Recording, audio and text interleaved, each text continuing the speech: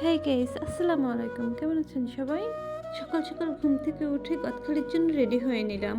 আর যেতে যেতে ভীষণ ক্ষুধা লেগে গেল, নাস্তাটা সেরে নিলাম।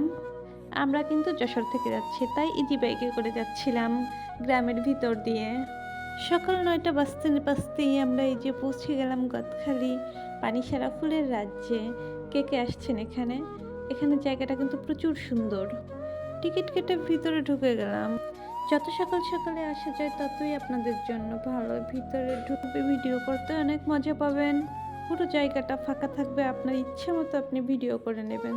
তবে লেট করে আসলে লোকজন ভরে যাবে, তখন প্রচুর গ্যাদারিং, ভালো লাগবে না কোনো কিছু। আপনারা চেষ্টা করবেন যত আর্লি এখানে এসে পৌঁছানো যায়। ছবি আর ভিডিও করতে করতে যে কখন দুপুর হয়ে গেল। ভীষণ ক্ষুধা লেগে গেছে, লাঞ্চ সেরে নিলাম। সেখান থেকে সোজা চলে আসলাম ঝাপার বাওর।